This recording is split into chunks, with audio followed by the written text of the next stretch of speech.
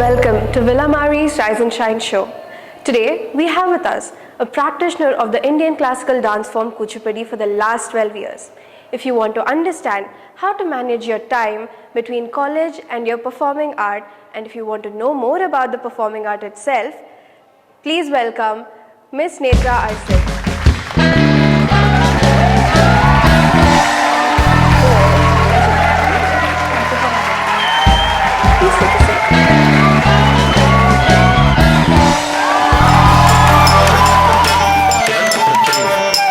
Netra Arsid's journey in Kuchipudi dance began at a very young age, driven by her deep passion for the art form. At just 8 years old, she made her stage debut, and since then, her dedication has only grown.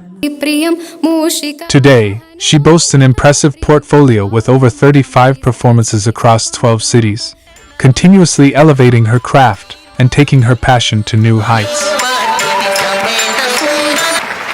Hi Netra. Hi Aditi. How have you been? I've been great. What about you? I'm doing amazing as well. So, to introduce you to our viewers and our audience, we'd like for you to tell us more about how did your journey with Kuchipudi begin? My journey began when one day I was randomly, watching TV, watching dancers performing, and I just imitated them. And my mom was like, "Oh, maybe she has it in her. Let's take her to a dance class," and it just began like that. Yeah. How have you been managing your time between a lot of schedules? Because Kuchipudi requires consistent practice. So, you have dedicated days for your practice, right? You go to dance class like maybe twice or thrice a week, and that's about it. But if you are really serious about it, you want to practice daily, I think that's a great thing to do. Dedicate just some time of it in the morning, practice, and go about your day. I think that's a takeaway. If you're consistent, things don't stop for you. So how do you put your energy and how do you balance your schedules? Because sometimes you have a lot of schedules going on in the school or college, and then you have to go and practice with your Kuchipudi. Yes. That's a lot of mental and physical strain at times. Right. There have been many times where my schedules have clashed. So you have a performance and an exam on the same day, right? So what I do generally is I prepare for the exam beforehand. Like whenever the teacher calls you for practice, you have to be there. I can't compromise on that. But other than that, whenever I get free time, I just study. And before the exam, the night before the exam, you are already prepared for your performance. So you should only focus on your exam is what I, practice, and that helps me kind of, yeah.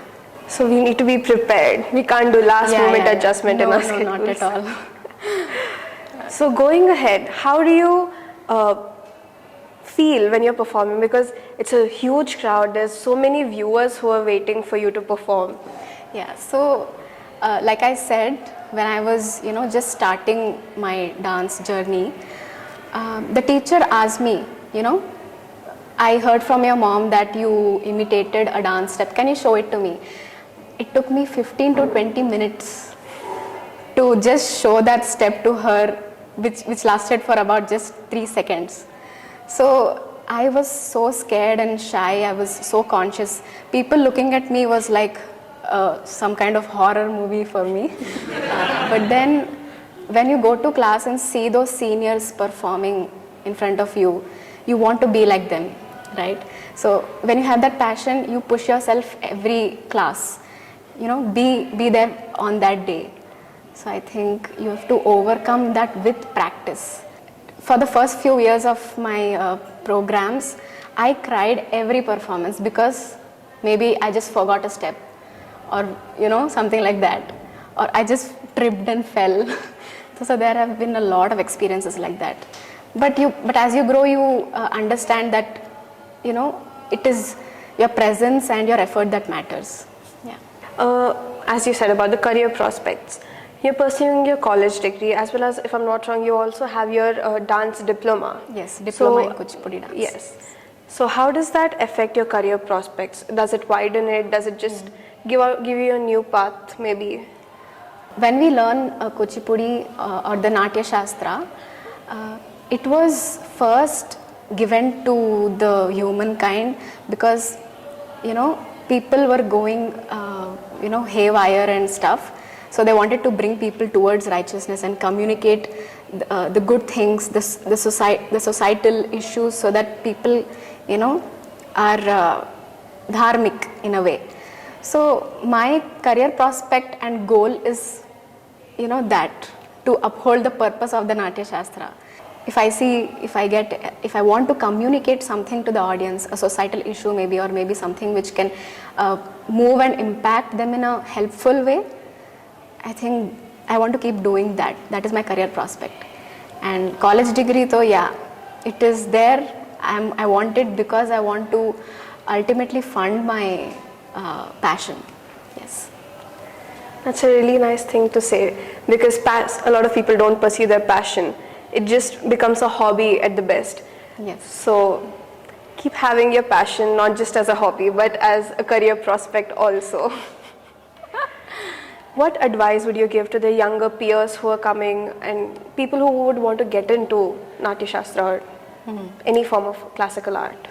Okay, so here I would like to give a quote which was told by my guru. When you go to an ocean, if you extend your hands and take water from it, you'll have only that much.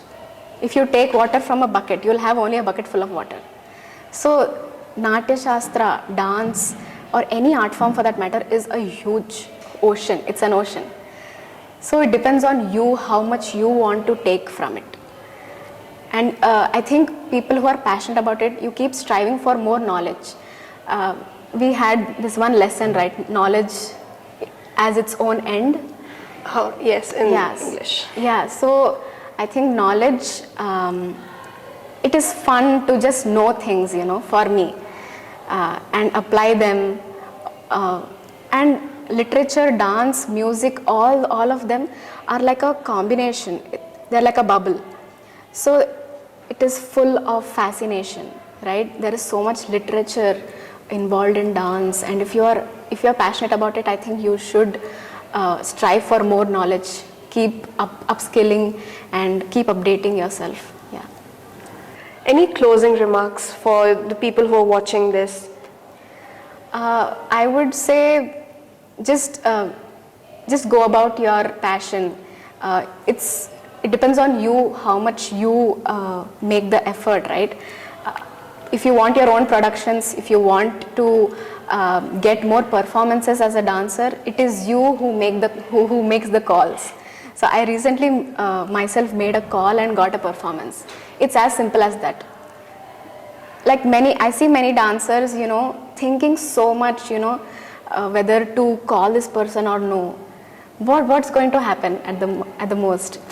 You don't lose anything, right? So just take that one step every day and get yourself good opportunities. And now that we've talked about socialization and creating a network and reaching out to people, do you think social media has played a positive role or impacted performing art in that way? Definitely. I think networking, socialization is very important, especially in today's world, because that's how you get opportunities to present yourself. And even Kuchipudi as an art form has, got its place because of social media, not completely, but in a huge way, because like before, whenever people used to see a classical dancer, they label it as Bharatanatyam. So there was no distinction of dance forms, there was no educating people about. Now that social media has come into picture, Kuchipudi artists are differentiated from other dance forms. Odissi artists are differentiated. There is a lot of educating of people and how they are different and what are the nuances and everything. Those can be introspected because of social media. Yeah. Well, Netra, any more final remarks? Anything that you'd like to just add in? Something that we might have missed, but something that is necessary when you're discussing about performing arts or... Yeah, I think performing arts really changes you as a person. It did for me. I was, as I told before, I was a very shy person. It took me 20 minutes to do a 2-second step. So it is how much you push yourself to attend each class. Yeah. So, and also I still face challenges, memorizing the steps and everything. So dance is not about just learning the steps and performing, right? It involves a lot of emotional regulation as well. So when I perform a piece, first the muscle memory is coded. It is like on spot. So you have to have the physical preparation of it, then dive deeper into the meaning of what you're communicating, the mental aspect, so that you enjoy what you're doing. And I think